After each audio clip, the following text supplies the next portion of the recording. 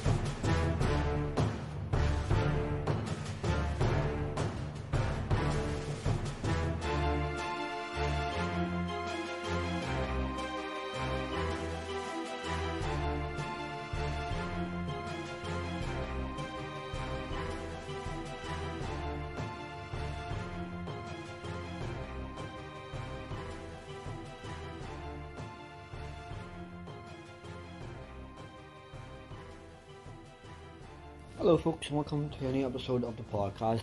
It's been a bit delayed, but sure, it's been a busy week for me, so here it goes. Anybody's on Facebook and hasn't seen the page called Belfast at Its Finest is absolutely hilarious and brilliant.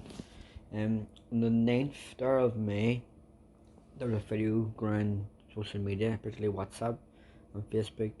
I'm not sure whether it's Schenkel or not, but it's pretty brilliant. Listen to this.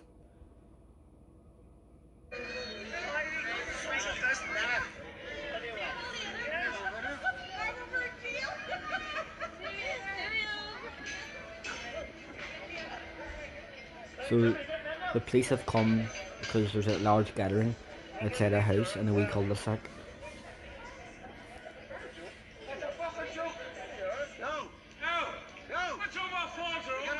It's on the Falls Road.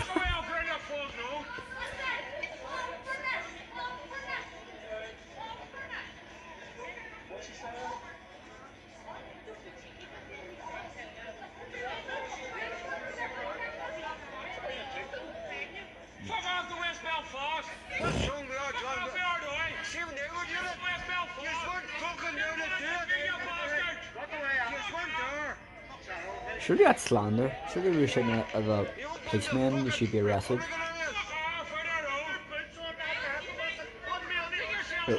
And the cop turns around and starts walking to them. And they shoot himself.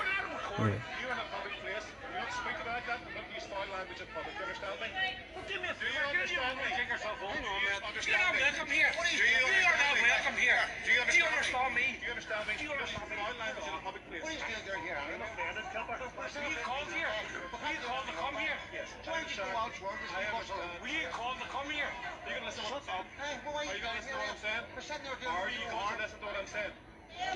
Keep it quiet. Listen to what I'm saying. Go ahead, man. Yes, I appreciate this VE day. Yes. But at the moment, there's COVID-19 regulations and restrictions in place. Right. Try and keep people from getting sick. You understand that? Okay. No problem, yeah. So I see here there's a lot of people enjoying the eating, which is fair enough, but you can't do it with members of. Well, we're trying to keep a wee bit of social. Yeah. Okay, sorry? We're trying to keep it sort of right here where we are. You're not from the same household, no? What? Not from the same household, no? No. We have to tell his own people. We're not in the same household, West Belfast. We run about with machetes, never hang either. Come on back up. What? Come on back up. What did he say, tell you about? You're not from the same household, no. Why does it matter? They're from a fucking neighbourhood. It's called the street party. Yeah, mid-yarn street parties these days are fucking clown.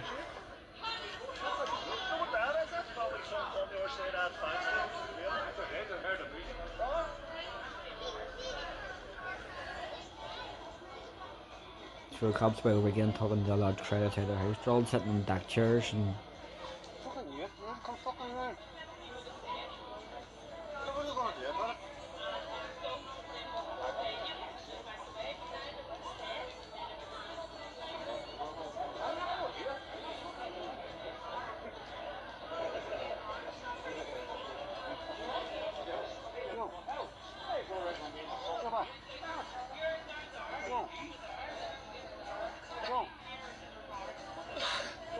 on now.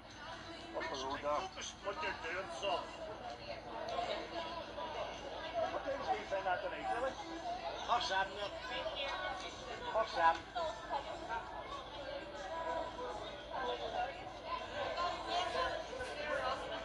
Or, Church Street party.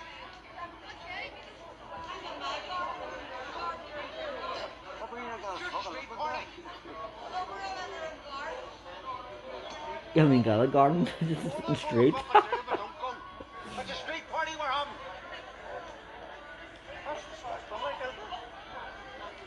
I'm doing no more, that's it. So, I read some of the comments on this video. There's like 704 of them, but I read all of them, like, just read some of them. So, I had a comment saying, go to the fault, he said, but little does he know, ain't no street parties or inbreds there. Wait, it's still culture. And I had 5 replies. Right, this fella called Richard Holden, and he tagged me and says, we equals yet another reason the country will never move forward. What, just like you and shared society and 12 record place and play sectarian tunes outside chapels? Yeah, that's really a step forward there, folks. And another one, someone called Ali. No, Chris, Catholics are too busy fighting with each other to have street parties. Another one, must go up to fall sometime. It sounds angelic. I says true, but difference is there's social distancing. And then I replied, your man said about must go to falls and see it. I says I wouldn't, or something to see there. Let's see all that. Here's some of the funny ones. Good current neighbours willing to potentially put each other in the early grave for a few drinks. They could have done the same thing while keeping their distance. Must be all the oppression they are suffering from the state to come together like this. My kids haven't seen their grandparents or friends in 6 weeks except from through the window, and these gobshites running about. Someone else said July is going to be fun. It is, isn't it? Another comment, you have one job, stay away from more people, even some instructions are lost on these wine nuts. COVID-19 is taking away our business. Oh fuck. They shit when the cop said them. True. Big boys bawling and shouting until the peeler comes over and puts them in their place. True. I love the way all the mouthpieces went quiet when the policeman came over, almost tugging the old forelock. Yes sir, then becoming braver with every step away he took. Couldn't make it up, city folk, eh? July 12th better be cancelled, can never do what they're told, typical. What did he say? Had to be from the same household. Well, what that doesn't matter. They are from the same estate. They're from the same house. You fucking why not? I clap at every first day supporting the NHS and doing this. All they have to do is stay apart. Some people just love to be rebels. Another one just quotes Buddy Moms in the video. We're trying to keep a bit of social here. A wee bit of social. Not another brain cell nearby to fill in the missing word for this clown. It's distance. What a pack of absolute balloons. Doesn't matter if we aren't in the same household, we're from the same estate. Oh fuck. The Smicks got confused and thought they were celebrating V Day.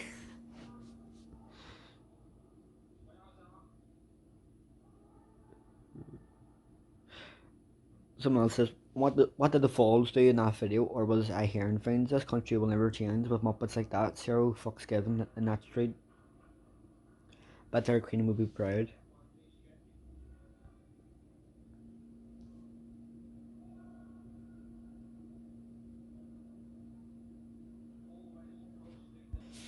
Norway if I on the same page. I don't know how old it is, but it was posted on the 14th there. The caption says, tell us the meaning of today. So basically someone's interviewing this fella. He looks like an amputee, and he's in a high vis with a sash over his body, and basically the man asks him what does 12 mean, or why I celebrate 12. This is the response. Brilliant. My name is Compton Bell. I am with the Ballinhinch district. Okay, fantastic. So tell us the meaning of today. Today is the 12th of July. We celebrate the 12th of July because it's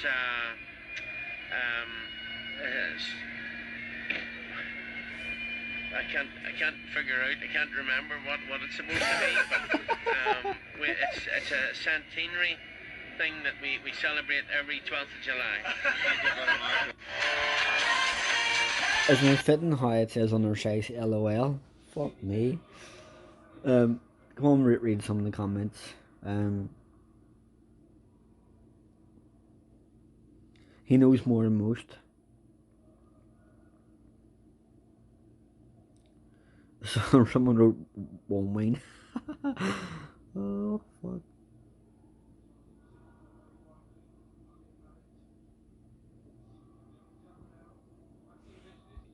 So that was a week it's called Belfast Venice. Moving on. I seen this video just in April there, but I forgot to put in the podcast a couple weeks ago. It came up, someone had been tweeted, and the page on Twitter is called Bad Porn Acting. This particular video that says, I'm not sure that's exactly Steve Irwin. So I'll play it and let's listen to this. Are you really Steve Irwin, the crocodile hunter? Crikey! Sure am. Now suck my fucking dick. He looks nothing like Steve Irwin. Oh, fuck me. So, moving on from that, an article I've seen online was from a website called wired.co.uk. The headline was 5G takes a dark turn. So I'm gonna read it to you. The 5G coronavirus conspiracy theory just took a really dark turn. A broadband engineer who was spotted at by an Iran's conspiracy theorist is now ill with suspected coronavirus. Jesus. Mobile phone masts in the UK are still being attacked by arsonists on a daily basis because of a conspiracy theory linking 5G to spread coronavirus. New data seen by Wired reveals that dozens of attacks have taken place in the last fortnight, with conspiracy theorists targeting both infrastructure and key workers in the misguided belief that they are somehow spreading coronavirus. In one incident, a broadband engineer was spat at in the face by an Iran's member of the public. The engineer is now ill and suspected with coronavirus. Since March 30th, there have been 77 arson attacks on mobile phone masts across the UK, with staff working on mobile infrastructure also reporting 180 incidents of abuse. There have been 13 additional incidents of sabotage reported, ranging from failed arson attacks to attempts to damage mobile network infrastructure in other ways. From April 20th through May 5th, more than a week after the supposed peak of attacks in early April, there were 16 arson or sabotage attacks on mobile phone masts. When failed or attempted attacks are added to the tally, that number goes to 74. The figures from the mobile phone sector are mirrored by Openreach, which is responsible for maintaining much of the UK's broadband infrastructure.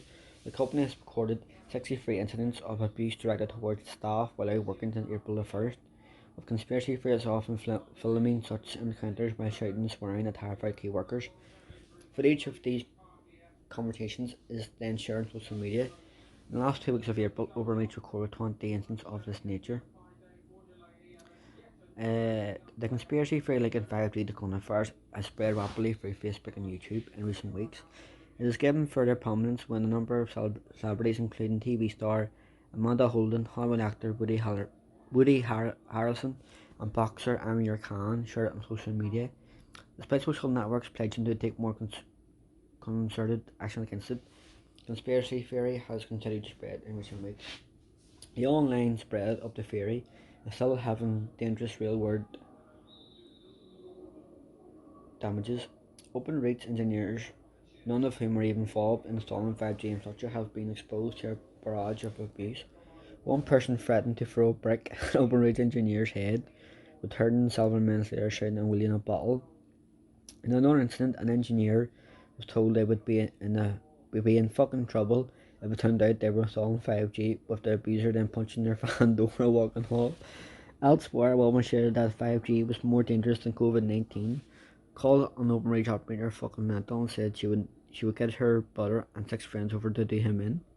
Fuck. What was he, the Shangle? While angry, shouting and threats typify many of these incidents. Some have resulted in physical attacks with violence. Michael, an apprentice network engineer working for Outreach in London, was spotted in the face by an angry member of the public. Michael had since then had to self-isolate after becoming ill with the coronavirus. He was too unwell to be interviewed for the story. Another OpenReach engineer had been stabbed and put in hospital. Crazy, like, when people are attacking people. That's crazy. So, moving on, anybody catching man back a couple of school, I was talking about David Icke and the London Rail um, narrative. So, London Rail have then since put up more clips and videos, which I'll now play for you. Give me a second. So, this video is called Dr. Judy Mikovits. Is coronavirus a pandemic? Exposing the truth behind America's COVID-19 strategy. So let's go start the intro for a little bit. I'll go back. About the corona. First, I wanted to announce disease control from but most real. I am Brian Rose. My guest today is Dr. Judy Mikovits, the molecular biologist, medical researcher, and author. For over 3 decades, you conducted internationally respected research in top government labs with your doctoral thesis revolutionizing the fight against HIV and saving millions of lives. Throughout your career, you have exposed fraud at the highest levels of healthcare, including that of Dr. Anthony Fauci and the current heads of both the National Institutes of Health and the Center for Disease Control. Your new book, the #1 Amazon bestseller, Plague of Corruption, details your experience with Dr. Fauci and outlines his deceit of the American public and the impact on their health. You are featured in the new movie Plandemic, which has gone viral and is being banned on every major technology platform. Dr. Mikovits, welcome to London Real. Thank you, Brian. I'm delighted to be here. Great to have you here. First, I wanted to announce that we are streaming now on our brand new Digital Freedom platform, which is a censorship-free independent broadcasting system that is of the people, by the people, for the people, and available exclusively through our website at londonreal.tv. Dr. Mikovits, I pledge to you and everyone watching us that none of this conversation will be edited, censored, removed, or banned, and that anyone in the world can watch the full version of this episode free at londonreal.tv/Mikovits. Thanks to the generous donation of over 25,000 people from around the world that I affectionately call the London Real Army. For anyone wanting to become a founding member of the Digital Freedom platform, they can go to londonreal.tv/freedom to donate and fight with us on the front lines to protect our human rights. Here at London Real, we've been a platform for free speech since 2011. And Dr. Mikovits, I'm excited to have you here today. I wanted to begin by asking you about the coronavirus pandemic response as a whole. You have called it corruption, but most of the public, I think, sees it as an earnest reaction to a deadly virus that's threatening the world. What do you think is really going on? Well, I really do think it's a plague of corruption, and I think the way the general public can appreciate that is because the measures that have been taken, worldwide, things like masks, staying indoors, closing public restrooms, closing public beaches. These aren't measures. These aren't public health measures that would end a viral outbreak. And in fact, they could prolong it and make the most vulnerable even more vulnerable, because the healing immunity of the sun, the sea, the sand, exercise, the most vulnerable are protected, in fact, by the healthy who get exposed, develop an appropriate immune response. And we know now that natural, what we call herd immunity, has occurred in places like Sweden, I think like South Korea, places where such draconian measures weren't taken. So the freedom that was taken away to take care of our own health is why I consider this a plague of corruption. And so you see us doing almost the exact opposite of what we should be doing right now.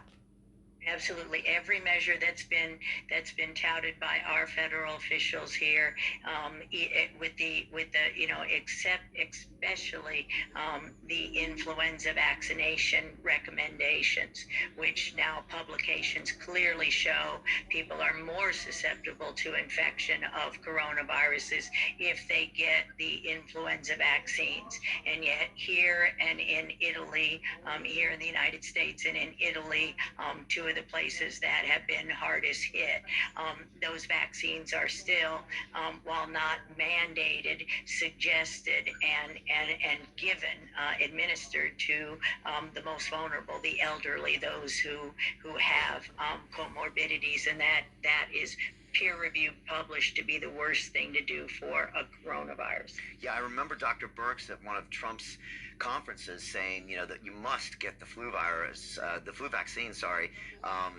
immediately to protect against this. And yet I've heard you quoting that they increased the odds by 36% of getting COVID-19. Maybe we'll get into shortly why they would even say something like that. What else? The masks, the social distancing, the lockdown itself, these are all things that are actually going to hurt us in the long run? Yeah, they have nothing to do with public health. It's immune suppressive. It's horribly stressful. So we see depression, we see anxiety, we see fear in our children. The grandparents who can't see the grandchildren, birthdays that are, friends seeing friends in masks for little children. It's really going to be lasting in the damage of these measures, which really don't protect anything at all. The masks don't protect anyone from getting infected with the virus. The viruses can go through.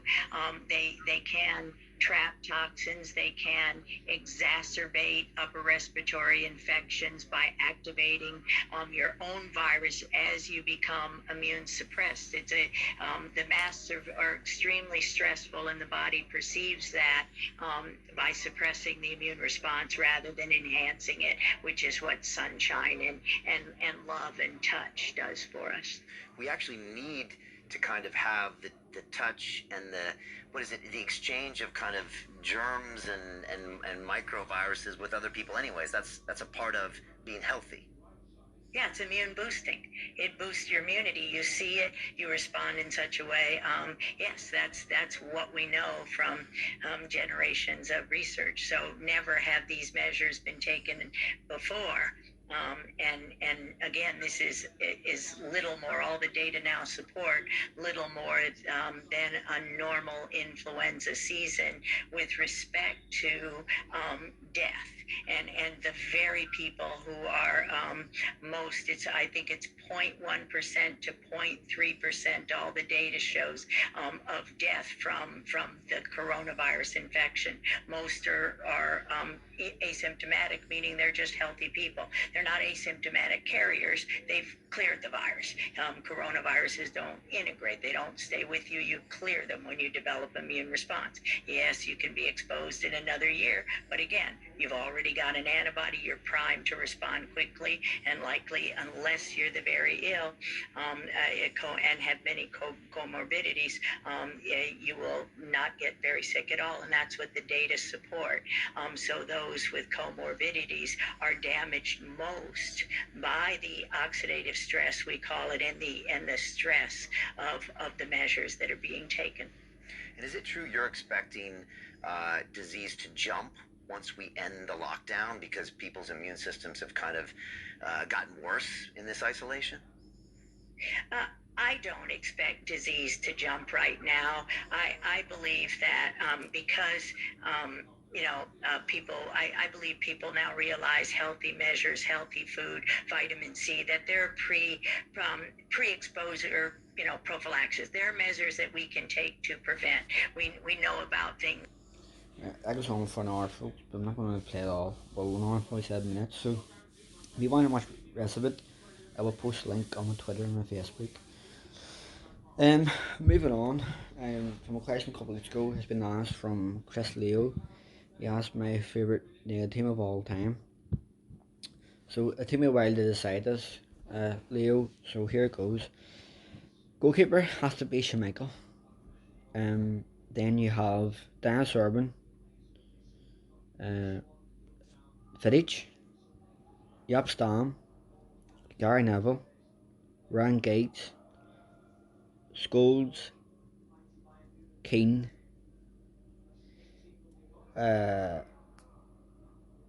Ronaldo,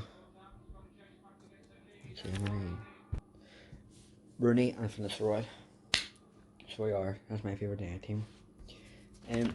Folks, that's conclude the podcast this week. I'll try and get more content for you next week if it can be arsed. Yeah, so as always, stay safe, wash your hands, wash your balls. Peace out.